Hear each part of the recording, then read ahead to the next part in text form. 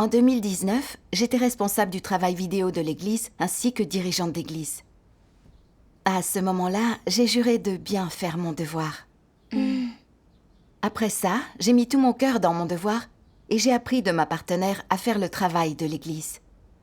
Je faisais de mon mieux pour assister à toutes les réunions et j'examinais des vidéos tous les jours. Chaque journée était particulièrement bien remplie. Mais j'ai commencé à fatiguer après quelque temps. Et j'ai perdu progressivement ma détermination. Cette vie trépidante m'inspirait de plus en plus de résistance. Surtout quand j'examinais des vidéos, je devais bien réfléchir et faire des propositions pour résoudre les problèmes que je voyais. Je trouvais ça trop éprouvant mentalement et je n'avais pas envie de le faire. Je suis alors devenue négligente dans mes analyses.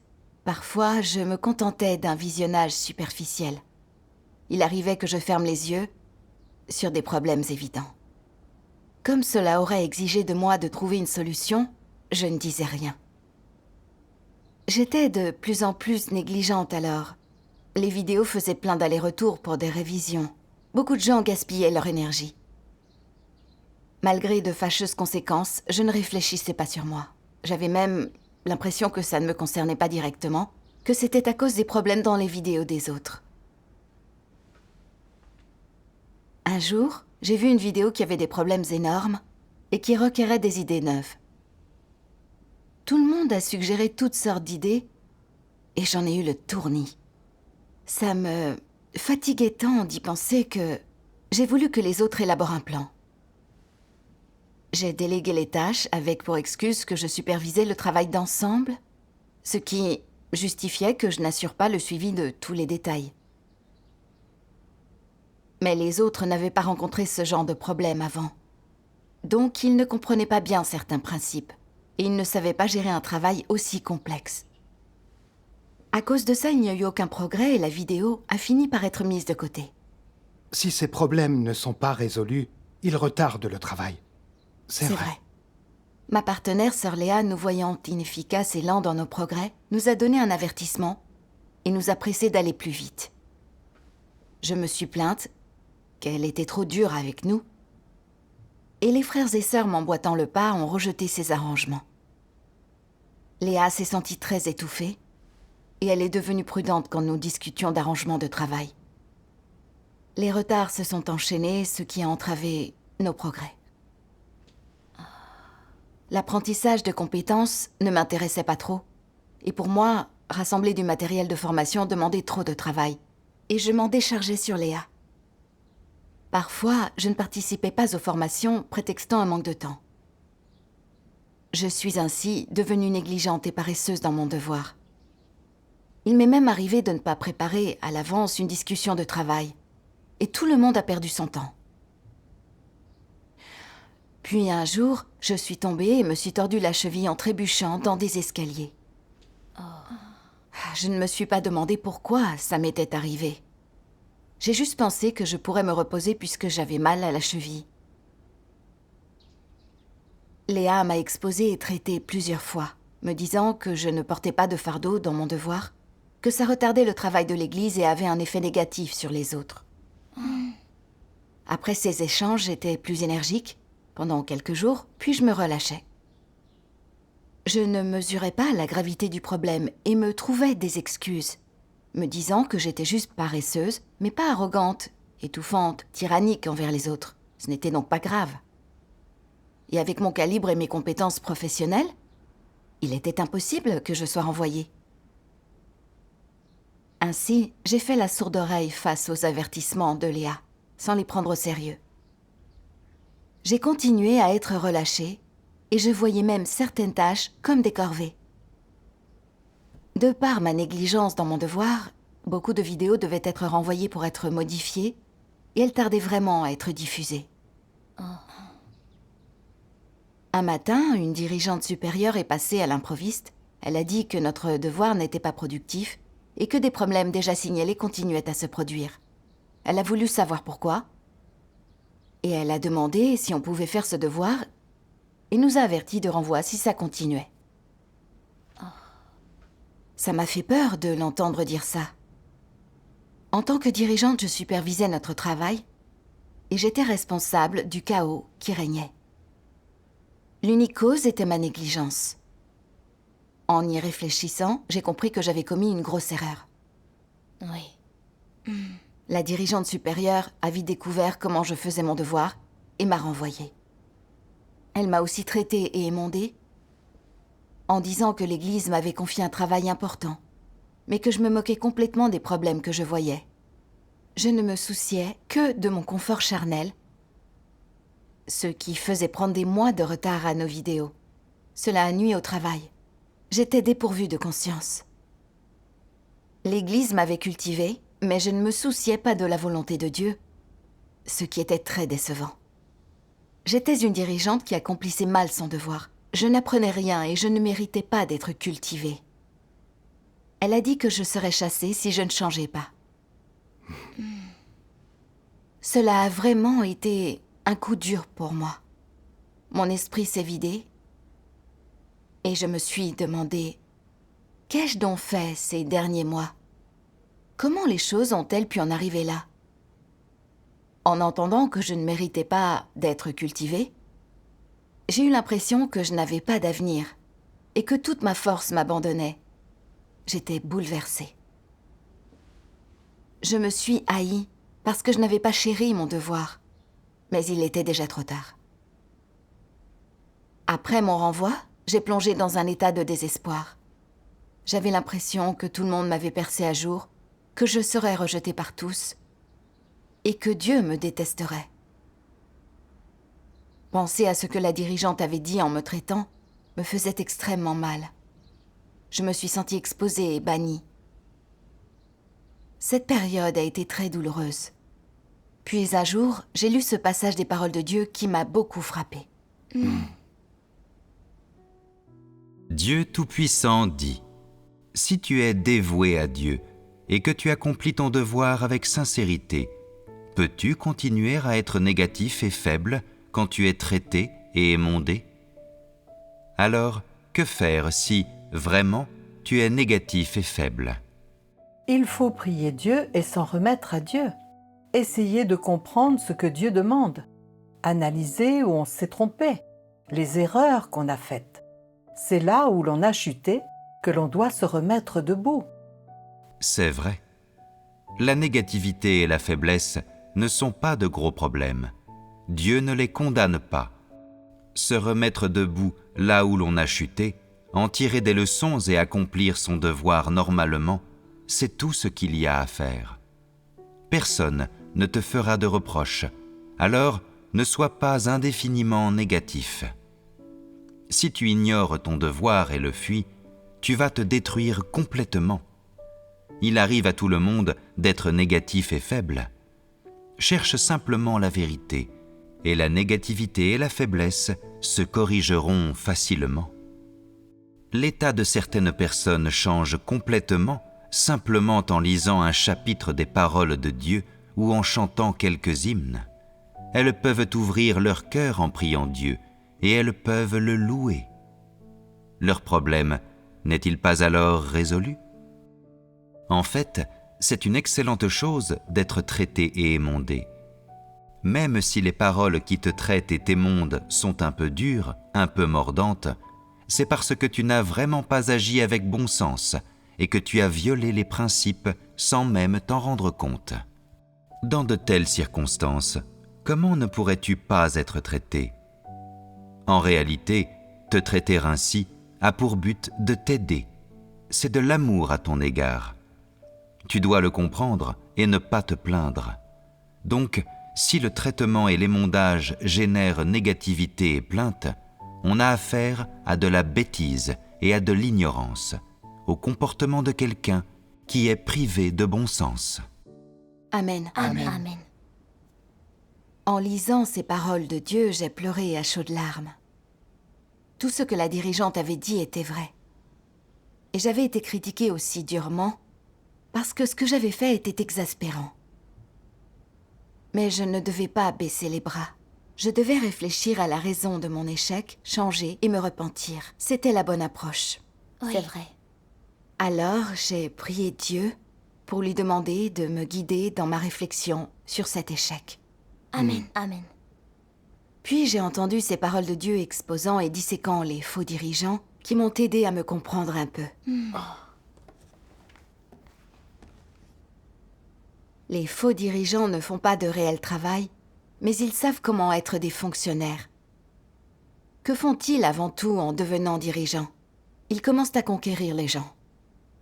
Pour eux, un nouveau dirigeant doit faire forte impression. Tout d'abord, ils font certaines choses pour conquérir les gens, pour leur rendre la vie plus facile. Ils essayent de faire bonne impression, de montrer à tous qu'ils sont d'accord avec les masses, pour que tous les louent et disent qu'ils sont comme des parents pour eux.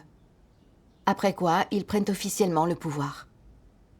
Ils sentent alors qu'ils ont le soutien populaire et que leur position est sécurisée. Il est juste et approprié pour eux de profiter des attributs du statut. Leurs devises sont « La vie consiste à manger et à s'habiller. Profite du moment présent car la vie est courte. Et bois aujourd'hui le vin d'aujourd'hui et demain inquiète-toi de demain. » Ils profitent de chaque jour qui se présente.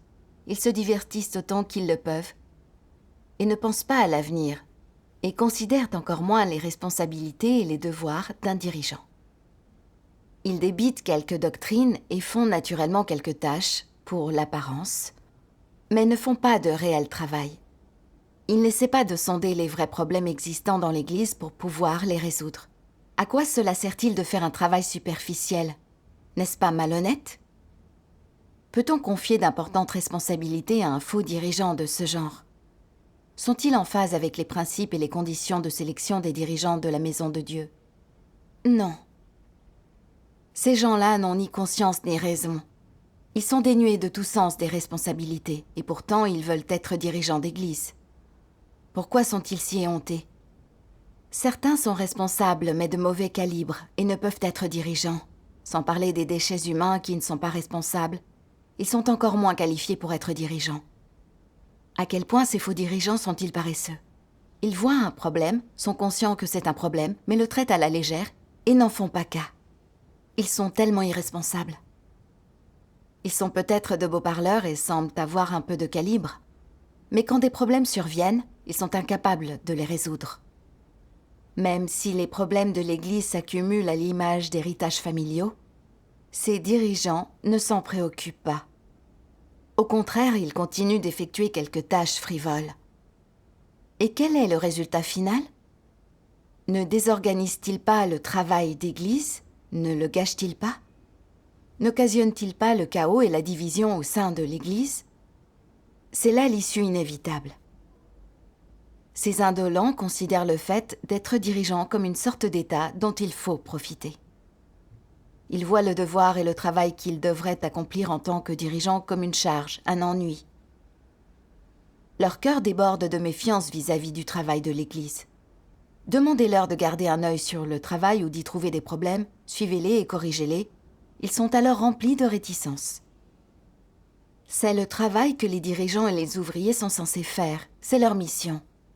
Si tu ne le fais pas, si tu es réticent à le faire, pourquoi souhaites-tu toujours être dirigeant ou ouvrier? Accomplis-tu ton devoir pour être attentif à la volonté de Dieu? Ou pour jouir des attributs de la bureaucratie? N'est-ce pas honteux d'être dirigeant si tu veux occuper une fonction officielle? Personne n'a un caractère plus bas, ces gens-là n'ont pas d'estime de soi, ils sont dépourvus de honte. Amen. Amen. Amen. En lisant ces paroles de Dieu, j'ai vraiment éprouvé un sentiment de honte. J'étais ce genre de dirigeant paresseux. Au début, j'avais pensé que les responsables parlaient avec autorité et gagnaient l'estime des autres.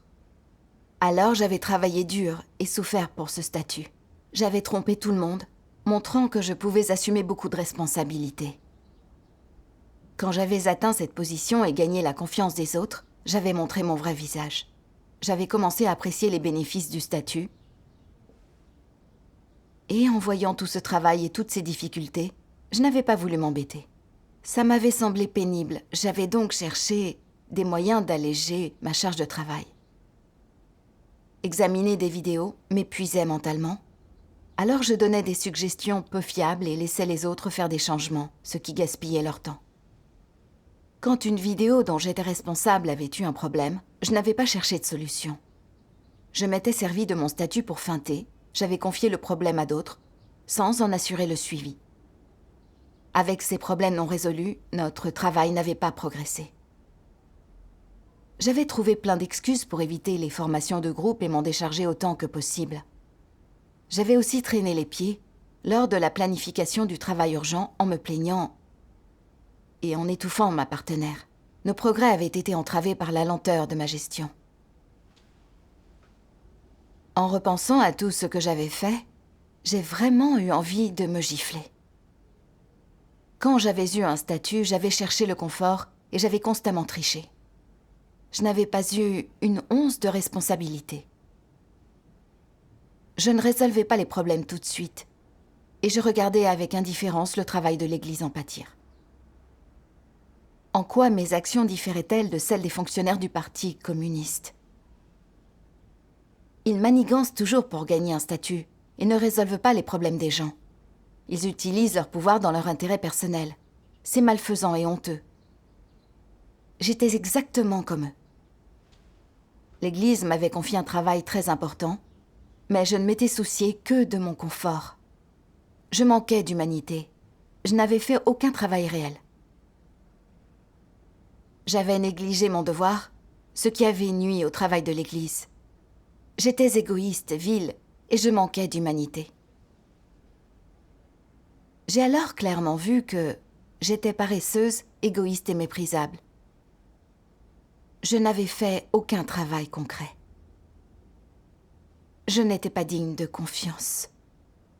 J'étais sans moralité. Mon renvoi était le fruit de la justice de Dieu. Oui. Penser à tout ça m'a complètement brisé le cœur. Alors j'ai prié. Ô Dieu, je manque tellement d'humanité. J'ai accepté ce devoir, mais j'ai mal fait mon travail, ce qui a retardé le travail de l'Église. Ô Dieu, mon renvoi est le fruit de ta justice. Je veux me repentir et changer. S'il te plaît, aide-moi à me connaître. Amen. Amen. Je me suis souvenu que les autres avaient souvent échangé avec moi à ce sujet. Ils m'avaient même averti et traité, mais je ne l'avais pas pris à cœur. Je croyais qu'être paresseuse et penser à mon confort n'était pas un problème, que je ne blessais et n'étouffais personne. J'avais un bon calibre, je connaissais le travail. Je me disais que l'Église ne me renverrait pas pour ma paresse. En lisant ces paroles de Dieu, j'ai compris que c'était mes notions et le fruit de mon imagination.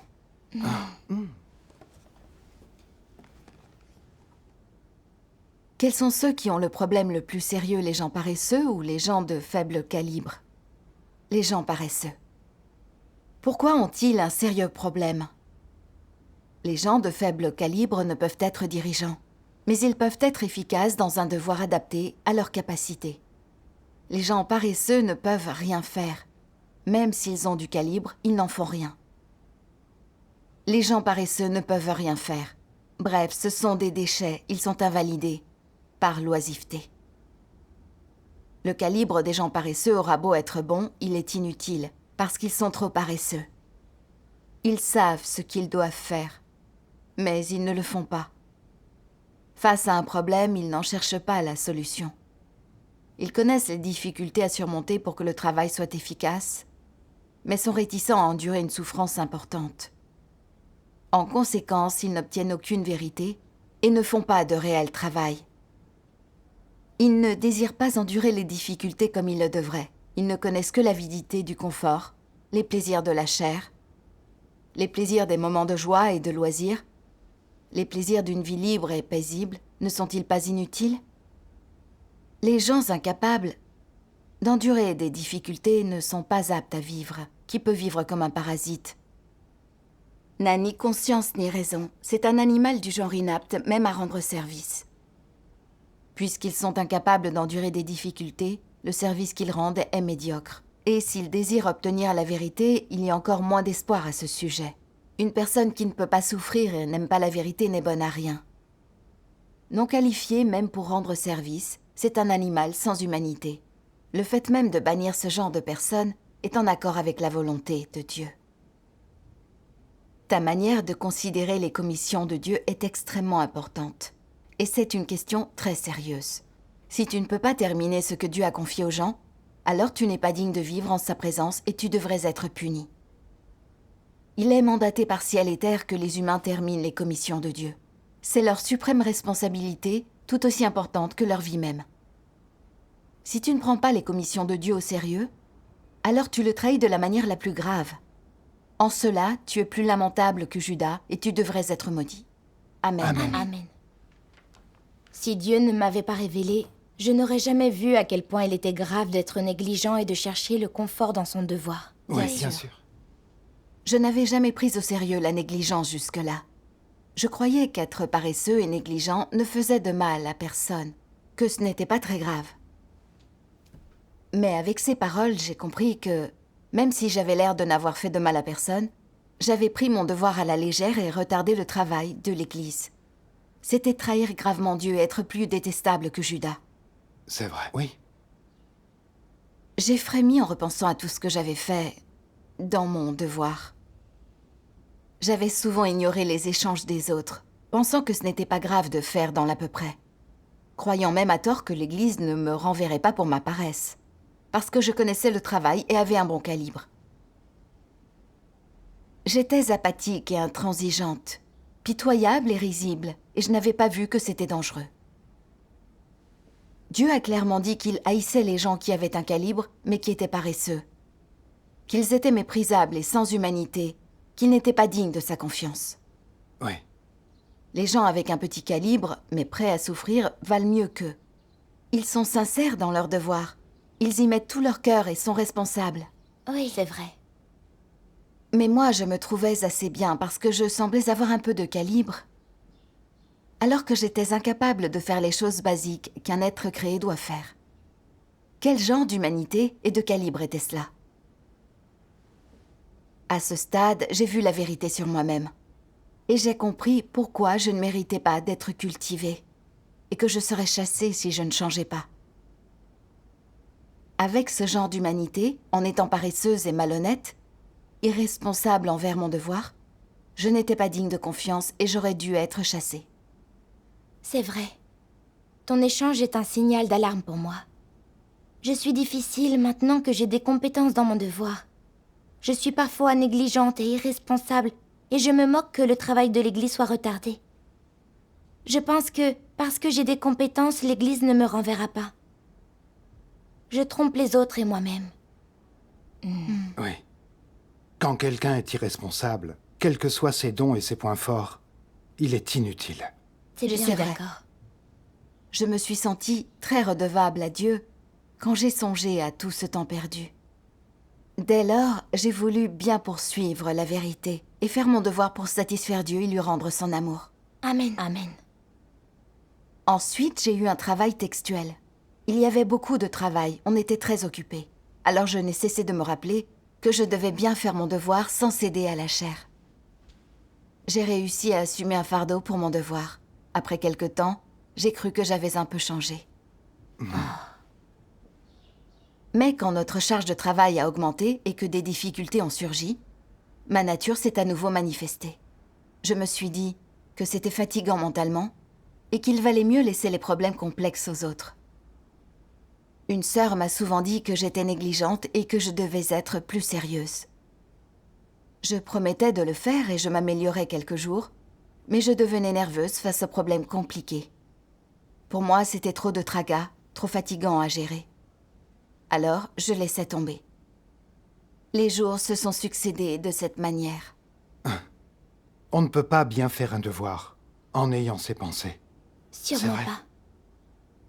Quand t'es-tu aperçu que tu n'étais pas dans le bon état?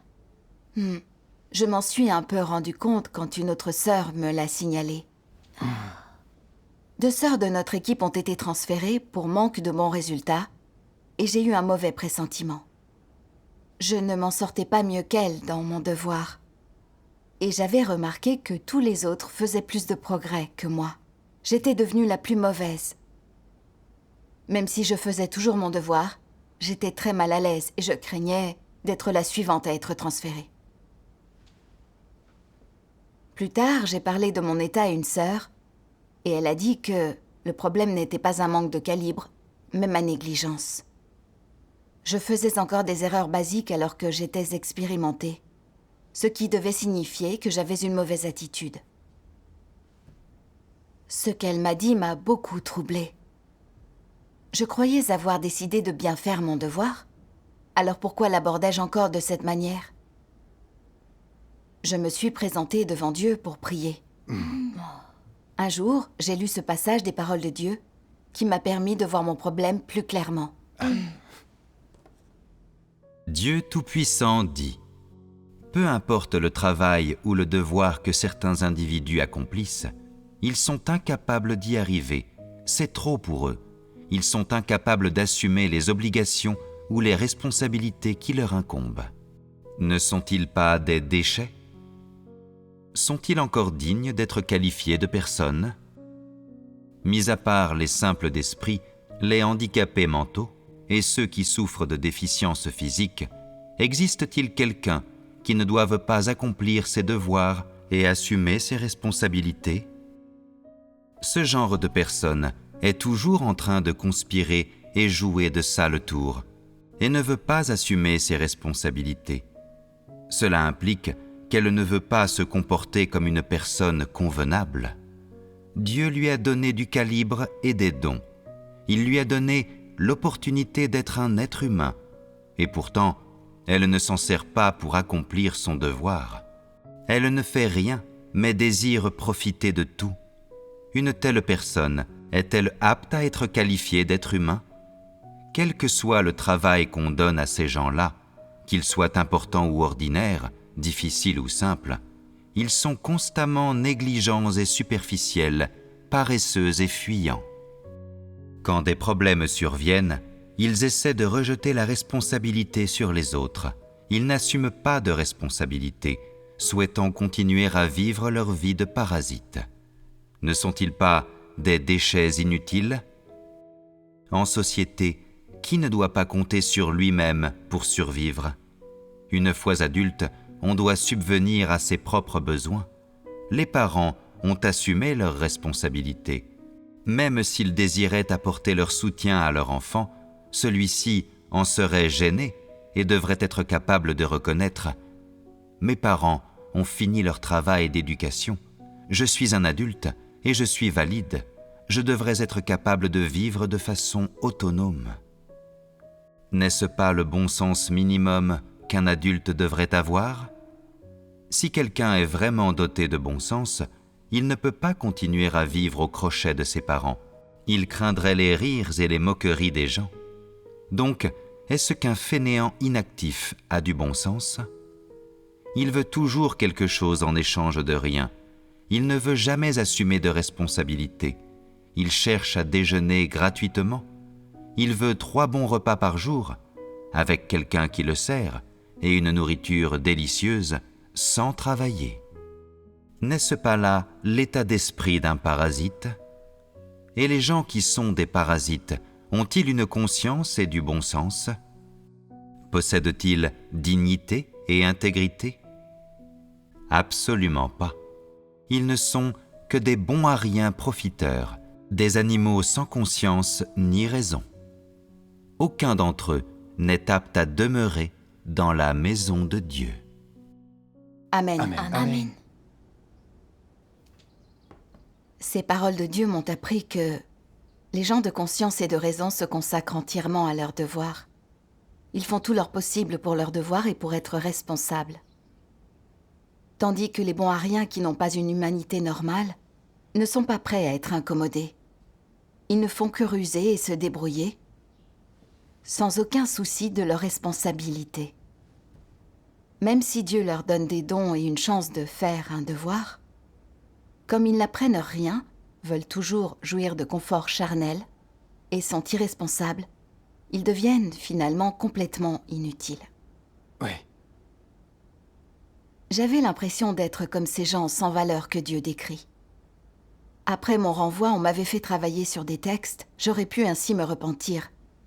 Mais je n'avais pas su le chérir. Au lieu de cela, j'avais gardé une attitude de bonne à rien. J'avais conscience de gérer les problèmes négligemment, mais je ne voulais pas m'améliorer, ni y consacrer plus d'énergie mentale. Et donc, je ne progressais pas dans mon devoir. Éviter l'inconfort physique, mais rater des chances de gagner la vérité, c'est vraiment dommage. C'est vrai. Ça me perturbait beaucoup aussi. Pourquoi fuyais-je toute difficulté et toute souffrance? Un jour, j'ai lu ces paroles de Dieu qui m'ont permis de comprendre la racine de ce problème. Regardons leur lecture. Oui, d'accord.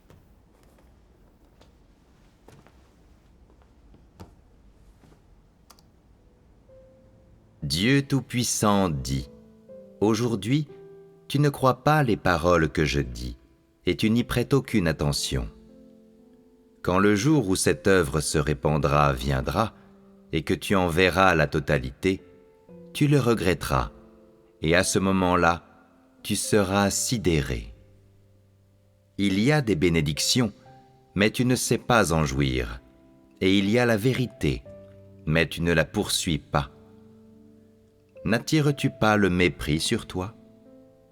Aujourd'hui, même si la prochaine étape de l'œuvre de Dieu n'a pas encore commencé, il n'y a rien d'exceptionnel au sujet des exigences qui te sont faites et de ce qu'on te demande de vivre.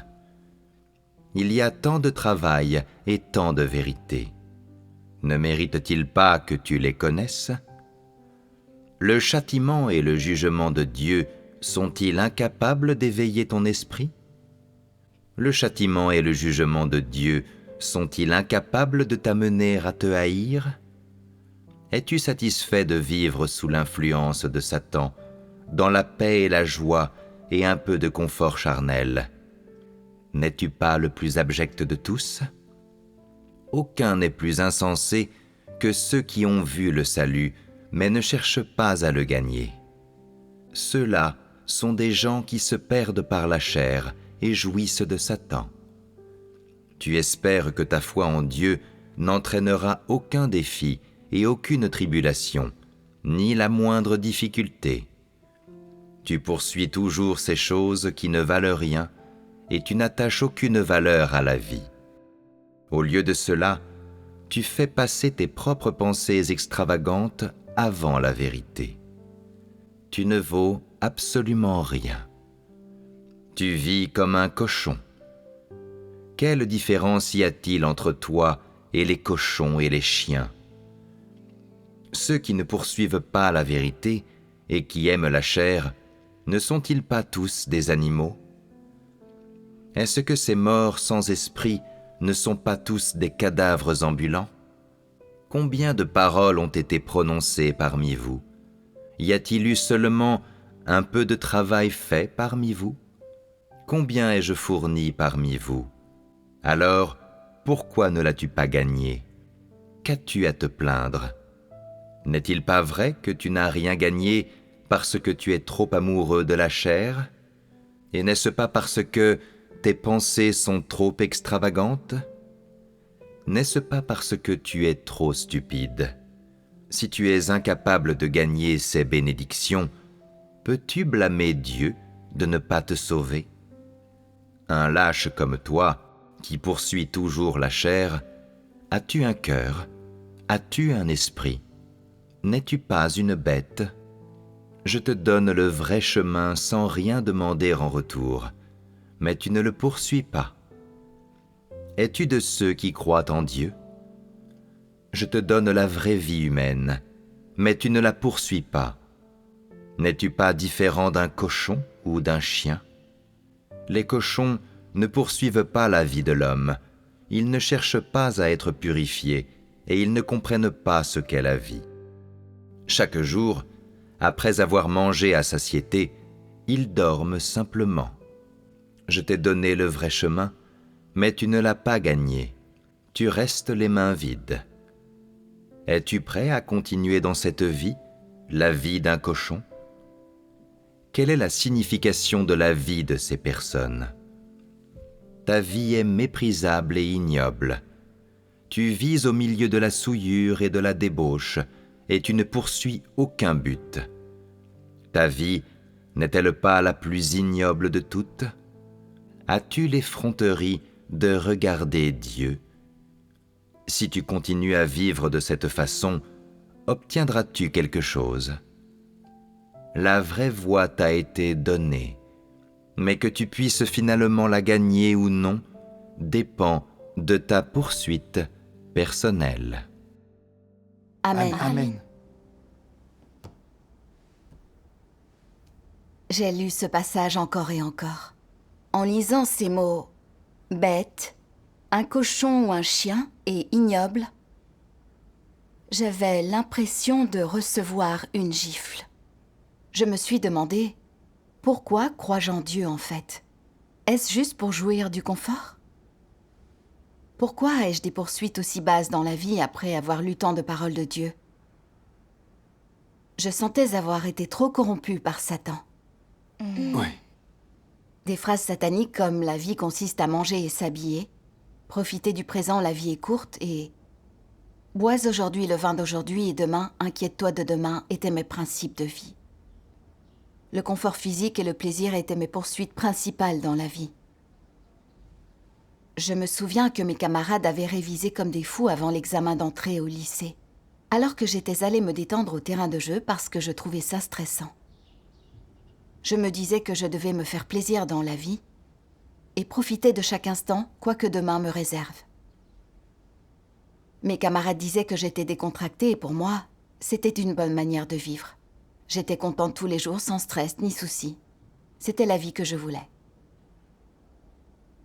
Je n'ai pas changé de perspective après avoir gagné la foi. Les choses difficiles dans mon devoir, je voulais les éviter, c'était trop de tracas. Je ne voulais pas d'inconfort ou de pression. J'aimais ne rien avoir à faire, paresser librement. Mais qu'ai-je réellement gagné en vivant de cette manière? Je n'ai pas progressé dans mon devoir et j'ai laissé mon caractère et ma dignité s'effilocher, car j'étais irresponsable et nuisais au travail de l'Église. Ça dégoûtait Dieu et agaçait les frères et sœurs. Ces perspectives sataniques sur la survie sont si nocives. Je n'avais ni intégrité ni dignité en vivant de cette manière. J'étais comme une bête, complètement oisive et sans aucun but dans la vie. C'était vraiment ignoble. Face aux difficultés, Dieu voulait que je me serve de cette situation pour chercher la vérité, la comprendre et la gagner. Mais voilà, je n'avais pas chéri cela, et j'avais gâché de nombreuses occasions de gagner la vérité. Ton échange me rappelle ce verset de la Bible. La sécurité des insensés les perd. C'est tellement vrai. Absolument. Il y a ces paroles de Dieu. La chair de l'homme est comme le serpent. Son essence consiste à nuire à la vie des gens. Et quand on lui donne tout ce qu'elle veut, alors ta vie est perdue. Amen. Penser que j'avais pris mon devoir à la légère encore et encore, en gâchant tant de moments précieux, m'a vraiment bouleversée. Je ne pouvais plus m'arrêter de pleurer. J'avais l'impression de devoir énormément à Dieu. J'étais remplie de remords et j'ai regretté d'avoir fait tant de mal. Ce sont des tâches dans l'histoire de ma foi en Dieu que je ne pourrai jamais effacer, et je le regretterai toujours. Je me suis méprisée de tout mon cœur. En larmes, j'ai prié. Ô Dieu, oui, je t'ai déçu. J'ai été croyante des années sans poursuivre la vérité. Juste des conforts charnels éphémères. Je suis si dépravée. Ô Dieu, j'ai enfin vu l'essence de la chair. Et même si je ne pourrai jamais compenser mes transgressions, je veux me repentir, rechercher la vérité et prendre un nouveau départ. Amen. Amen. Une sœur m'a envoyé ce passage des paroles de Dieu dans lequel j'ai trouvé un chemin de pratique et d'entrée. Avec des pensées, les gens ont des choix. S'il arrive quelque chose et qu'ils choisissent mal, ils doivent faire marche arrière et effectuer le bon choix sans persévérer dans l'erreur. Voilà quelqu'un d'intelligent. Mais si cette personne sait qu'elle fait le mauvais choix et ne change pas, alors c'est qu'elle n'aime pas la vérité. Et une telle personne ne veut pas vraiment de Dieu. Par exemple, tu as voulu être négligent et laxiste dans ton devoir. Tu as tenté de te relâcher et d'éviter que Dieu te sonde. En de tels moments, hâte-toi de venir devant Dieu pour prier et demande-toi si tu as agi de la bonne façon. Puis pense à ceci. Pourquoi est-ce que je crois en Dieu? Un tel laxisme va peut-être confondre les gens, mais confondra-t-il Dieu? De plus, ma foi en Dieu ne doit pas se relâcher si je veux être sauvé. Quand j'agis ainsi, ce n'est pas l'expression d'une humanité normale et Dieu n'aime pas cela. Non, je peux me relâcher et faire ce qui me plaît dans le monde extérieur. Mais à présent, je suis dans la maison de Dieu, je suis sous la souveraineté de Dieu, je suis sous la surveillance de Dieu. Je suis une personne qui doit agir avec conscience, je ne peux pas faire ce que je veux. Je dois agir selon les paroles de Dieu, sans être négligent et superficiel et sans me relâcher. Donc, comment dois-je agir pour ne pas me relâcher, être négligent et superficiel? Je dois faire des efforts. Tout à l'heure, je sentais que c'était trop compliqué, je ne voulais pas de difficultés, mais maintenant je comprends. C'est peut-être très compliqué, mais c'est efficace, et c'est donc comme ça qu'il faut agir. Quand tu travailles et redoutes toujours les difficultés, en de tels moments, tu dois prier Dieu. Ô Dieu, je suis malhonnête, je t'implore de me discipliner, de me faire des reproches, de sorte que je ressente quelque chose dans ma conscience et que j'éprouve un sentiment de honte. Je ne veux pas être négligent et superficiel, je t'implore de me guider et de m'éclairer, de me montrer ma rébellion et ma laideur. Quand tu pries de cette façon, que tu réfléchis et essayes de te connaître toi-même, cela génère chez toi du regret, et tu es en mesure de haïr ta laideur. L'état erroné dans ton cœur commence à changer, et tu contemples cela et tu te dis « Pourquoi suis-je négligent et superficiel ? Pourquoi suis-je toujours en train de me relâcher ? Agir ainsi, c'est être dénué de conscience et de bon sens. Est-ce que je crois encore en Dieu ? Pourquoi est-ce que je ne prends pas les choses au sérieux ? Est-ce que je ne devrais pas y consacrer plus de temps et faire plus d'efforts ? Ce n'est pas une lourde charge. Voilà ce que je devrais faire. Si j'en suis incapable, suis-je apte à être qualifié d'être humain ? Alors tu prends une résolution et prêtes serment. Ô Dieu, je t'ai laissé tomber. Je suis trop corrompu, dénué de conscience et de bon sens. Je suis dénué d'humanité, je désire me repentir. Je t'implore de me pardonner, je vais certainement changer. Si je ne me repens pas, tu pourras me punir. Suite à cela, ta mentalité se transforme et tu commences à changer. Tu agis et accomplis tes devoirs consciencieusement, avec moins de négligence et de superficialité, et tu es à présent capable de souffrir et de payer un prix. Tu sens qu'il est merveilleux de faire ton devoir ainsi, et tu te sens en paix et joyeux. Amen. Amen. Amen.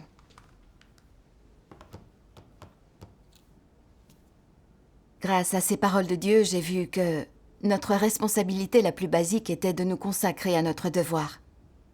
Quelle que soit sa difficulté, qu'il soit simple ou compliqué, nous devons remplir nos responsabilités et le faire de tout notre cœur. Nous devons toujours faire tout notre possible. C'est là l'attitude convenable face au devoir. C'est Absolument. vrai. Ces paroles de Dieu nous indiquent un chemin de pratique. Quand on se rend compte qu'on veut commencer à tricher et fuir, on doit accepter l'examen de Dieu, prier et renoncer à la chair. En méditant ces paroles de Dieu, j'ai senti sa compréhension des êtres humains et sa compassion pour eux. Il indique très clairement ces chemins de pratique et d'entrée, afin qu'on puisse vivre une ressemblance humaine. Ouais. Après avoir compris les exigences de Dieu, j'ai prié et j'ai renoncé à ma chair. Un jour, de nouveau face à un problème épineux, j'ai eu envie de bâcler et d'agir de manière mécanique. Alors j'ai prié Dieu. « Ô Dieu, je suis de nouveau tentée d'être négligente, mais je ne veux pas aborder mon devoir ainsi.